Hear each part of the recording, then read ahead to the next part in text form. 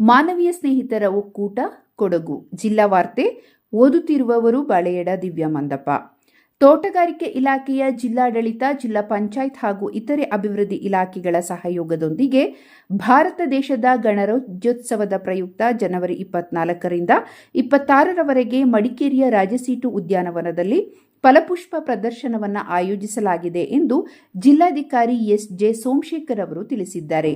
ಫಲಪುಷ್ಪ ಪ್ರದರ್ಶನದ ಉದ್ಘಾಟನೆ ಜನವರಿ 24ರಂದು ಮಧ್ಯಾಹ್ನ 3 ಗಂಟೆಗೆ ಕೊಡಗು ಜಿಲ್ಲೆಯ ಉಸ್ತುವಾರಿ ಸಚಿವರು ನೆರವೇರಿಸಲಿದ್ದಾರೆ. ಜಿಲ್ಲೆಯ ಶಾಸಕರುಗಳು ಹಾಗೂ ಇತರೆ ಗಣ್ಯರು ಕೂಡ ಭಾಗವಹಿಸಲಿದ್ದಾರೆ.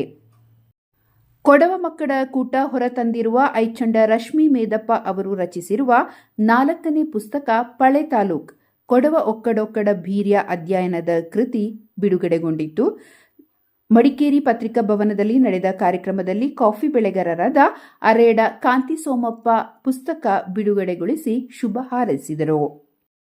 ಕೊಡಗು ಪೊಲೀಸ್ ವರಿಷ್ಠಾಧಿಕಾರಿ ಕಚೇರಿಯ ಡಿಎಸ್ಬಿಎಯಲ್ಲಿ ಸರ್ಕಲ್ ಇನ್ಸ್ಪೆಕ್ಟರ್ ಆಗಿ ಐಪಿ ಮೇದಪ್ಪ ಡಿವೈಪಿಸಿ ಹುದ್ದೆಗೆ ಮುಂಬಡ್ತಿ ಪಡೆದಿದ್ದಾರೆ. 2020ನೇ ಇಸವಿ ಏಪ್ರಿಲ್ 29ರಿಂದ ಅನ್ವಯ ಆಗುವಂತೆ ಮುಂಬಡ್ತಿ ನೀಡಿ ಒಳಾಡಳಿತ ಇಲಾಖೆಯ ಸರ್ಕಾರದ ಕಾರ್ಯದರ್ಶಿ ಎಸ್. ರಶ್ಮಿ ಅವರು ಆದೇಶ ಹೊರಡಿಸಿದ್ದಾರೆ.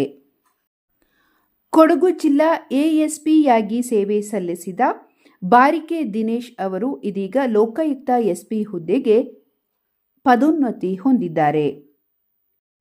ಅಮೆರಿಕದ ಬಾಹ್ಯಾಕಾಶ ಸಂಸ್ಥೆಯ ಪ್ರಸಿದ್ಧ ಗಗನಯಾತ್ರಿ, ಬಾಹ್ಯಾಕಾಶದಲ್ಲಿ ಹಲವು ದಾಖಲೆಗಳನ್ನು ನಿರ್ಮಿಸಿರುವ ಭಾರತದ ಹೆಮ್ಮೆಯ ಪುತ್ರಿ ಸುನೀತಾ ವಿಲಿಯಮ್ಸ್ ಇದೀಗ ಬರೋಬ್ಬರಿ 27 ವರ್ಷಗಳ ವೃತ್ತಿ ಜೀವನಕ್ಕೆ ಅಂತ್ಯ ಹಾಡಿದ್ದಾರೆ. ಮೂರ್ನಾಡು ಕೊಡಂಬೂರುವಿನ ಬಿಎಲ್ ಯಶಸ್ ರೈಗೆ ಈ ಸಾಲಿನ ಕ್ರಾಂತಿವೀರ ಸಂಗೊಳ್ಳಿ ರಾಯಣ್ಣ ರಾಜ್ಯ ಯುವ ಪ್ರಶಸ್ತಿಗೆ ಕೊಡಗು ಜಿಲ್ಲೆಯಿಂದ ಭಾಜನರಾಗಿದ್ದಾರೆ. ಕರ್ನಾಟಕ ರಾಜ್ಯ ಯುವ ಸಂಘಗಳ ಒಕ್ಕೂಟ ಬೆಂಗಳೂರು ಹಾಗೂ ಬೆಳಗಾವಿ ಜಿಲ್ಲಾ ಯುವ ಘಟಕದ ವತಿಯಿಂದ ನೀಡಲಾಗುವ ಈ ಪ್ರಶಸ್ತಿಗೆ ಇವರು ಭಾಜನರಾಗಿದ್ದಾರೆ. ಕೊಡಗು ಜಿಲ್ಲಾ ಪಂಚಾಯತ್ ವತಿಯಿಂದ ಎನ್ಆರ್ಎಲ್ಎಂ ಸಂಜೀವಿನಿ ಯೋಜನೆಯಡಿ ಗ್ರಾಮೀಣ ಮಹಿಳೆಯರ ಸಾಮಾಜಿಕ ಮತ್ತು ಆರ್ಥಿಕ ಬಲವರ್ಧನೆಗಾಗಿ ಸಂಜೀವಿನಿ ಸ್ವಸಹಾಯ ಸಂಘಗಳ ಮಹಿಳಾ ಉದ್ಯಮಿಗಳು ತಯಾರಿಸಿರುವ ಉತ್ಪನ್ನಗಳನ್ನು ಮಾರಾಟ ಮಾಡುವ ಸಲುವಾಗಿ ಜಿಲ್ಲಾ ಮಟ್ಟದ ವಸ್ತು ಪ್ರದರ್ಶನ ಮತ್ತು ಮಾರಾಟ ಮೇಳವು ಈ ತಿಂಗಳ 27, 28ರಂದು ಮಡಿಕೇರಿಯ ಗಾಂಧಿ ಮೈದಾನದ ಆವರಣದಲ್ಲಿ ನಡೆಯಲಿದೆ. ಪೊನ್ನಂಪೇಟೆಯ 66/11 ಕೆವಿ ವಿದ್ಯುತ್ ವಿತರಣಾ ಉಪಕೇಂದ್ರದಲ್ಲಿ ಫೀಡರ್ ಕಾಮಗಾರಿ ಕೈಗೊಳ್ಳುತ್ತಿರುವುದರಿಂದ ನಾಳೆ ನಲ್ಲೂರು, ಬಾಳೆಲೆ, ತಿತಿಮತಿ, ಪಾಲಿಬೆಟ್ಟ, ಬೇಗೂರು, ಗೋಣಿಕೊಪ್ಪ, ಪೊನ್ನಂಪೇಟೆ, ಹಾತೂರು ಸೇರಿದಂತೆ ಹಲವಾರು ಗ್ರಾಮಗಳಲ್ಲಿ ನಾಳೆ ವಿದ್ಯುತ್ ವಿತರಣೆ ಇರುವುದಿಲ್ಲ.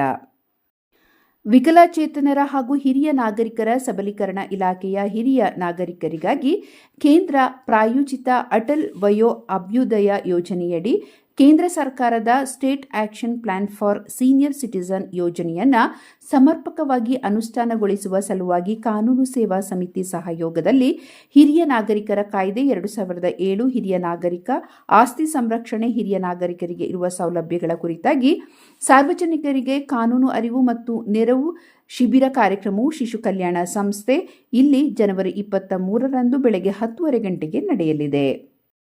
ಗ್ರಾಮೀಣಾಭಿವೃದ್ಧಿ ಮತ್ತು ಪಂಚಾಯತ್ ರಾಜ್ ಇಲಾಖೆ ಹಾಗೂ ಜಿಲ್ಲಾ ಪಂಚಾಯತ್ ಮಡಿಕೇರಿ ತಾಲೂಕು ಪಂಚಾಯತ್ ಕಡಗದಾಳು ಗ್ರಾಮ ಪಂಚಾಯತ್ ವತಿಯಿಂದ ಕಡಗದಾಳು ಗ್ರಾಮ ಪಂಚಾಯಿತಿ ಕಟ್ಟಡ ಹಾಗೂ ಡಿಜಿಟಲ್ ಗ್ರಂಥಾಲಯ ಅರಿವು ಕೇಂದ್ರ ಕಟ್ಟಡಗಳ ಉದ್ಘಾಟನಾ ಕಾರ್ಯಕ್ರಮವು ಈ ತಿಂಗಳ 26ರಂದು 3 ಗಂಟೆಗೆ ಕಡಗದಾಳು ಗ್ರಾಮದಲ್ಲಿ ನಡೆಯಲಿದೆ.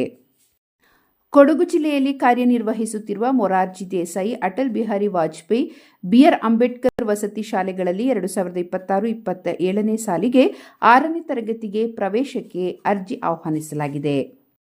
ಮಹಿಳಾ ಮತ್ತು ಮಕ್ಕಳ ಅಭಿವೃದ್ಧಿ ಇಲಾಖೆಯ ಕೇಂದ್ರ ಪುರಸ್ಕೃತ ಯೋಜನೆಗಳಲ್ಲೊಂದಾದ ಪ್ರಧಾನಮಂತ್ರಿ ಮಾತೃವಂದನಾ ಯೋಜನಾ ಸೌಲಭ್ಯ ಪಡೆಯಲು ಮೊದಲನೇ ಪ್ರಸವದ ಗರ್ಭಿಣಿ ಮಹಿಳೆಯರು ಮತ್ತು 2ನೇ ಪ್ರಸವದ ಹೆಣ್ಣು ಮಗು ಜನಿಸಿದ ಮಹಿಳೆಯರಿಂದ ನೋಂದಣಿ ಅಭಿಯಾನ ನಡೆಯುತ್ತಲಿದೆ. ಇದರ ಪ್ರಯೋಜನವನ್ನು ಪಡೆದುಕೊಳ್ಳಬಹುದು. ಮಡಿಕೇರಿ ನಗರದ ಸ್ಟೀವಾರ್ಟ್ ಹಿಲ್ ಬಳಿ ಇರುವ ಕುಡಿಯುವ ನೀರು ಶುದ್ಧೀಕರಣ ಘಟಕಕ್ಕೆ ಜಿಲ್ಲಾಧಿಕಾರಿ ಎಸ್ಜೆ ಸೋಮಶೇಖರ್ ಅವರು ಇಂದು ಭೇಟಿ ನೀಡಿದರು. ಶುದ್ಧ ಕುಡಿಯುವ ನೀರು ಶುದ್ಧೀಕರಣ ಪ್ರಕ್ರಿಯೆ ಸಂಬಂಧಿಸಿದಂತೆ ಮಾಹಿತಿ ಪಡೆದರು. ಕುಡಿಯುವ ನೀರಿನ ಗುಣಮಟ್ಟ ಪರಿಶೀಲಿಸಿದರು. ಕುಡಿಯುವ ನೀರು ಸಂಬಂಧಿಸಿದಂತೆ ಅಮೃತ ಯೋಜನೆಯಡಿ ಕೈಗೊಳ್ಳಲಾಗಿರುವ ಕಾಮಗಾರಿಗಳನ್ನು ಪರಿಶೀಲಿಸಿದರು. ಪೊನ್ನಂಪೇಟೆ ಕೊಡವ ಸಮಾಜ ಪೊಮ್ಮಕ್ಕಳ ಕೂಟದಿಂದ ಥ್ರೋಬಾಲ್ ಕಳಿದೊಮ್ಮೆ ಅತ್ಯಂತ ಯಶಸ್ವಿಯಾಗಿ ಜರುಗಿತು. ಇದೇ ಮೊದಲ ಬಾರಿಗೆ ಪೊಮ್ಮಕ್ಕಳ ಕೂಟವು ಥ್ರೋಬಾಲ್ ಕಳಿನಮ್ಮೆಯನ್ನು ಆಯೋಜಿಸಿತ್ತು. ರೋಚಕ ಹಣಾಹಣಿಯಲ್ಲಿ ಬ್ರಹ್ಮಗಿರಿ ಪೊಮ್ಮಕ್ಕಳ ಕೂಟ ಬೆಕ್ಕೆಸೊಡ್ಲೂರು ಚಾಂಪಿಯನ್ ಆಗಿ ಹೊರಹೊಮ್ಮಿತು. ಪೊನ್ನಂಪೇಟೆಯ ಅಪ್ಪಚ್ಚಕವಿ ಕೊಡವ ಕೂಟ ರನ್ನರ್ ಅಪ್ ಪ್ರಶಸ್ತಿಗೆ ಭಾಜನವಾಯಿತು. ಇಲ್ಲಿಗೆ ಇಂದಿನ ಜಿಲ್ಲಾ ವಾರ್ತೆ ಮುಕ್ತಾಯವಾಯಿತು.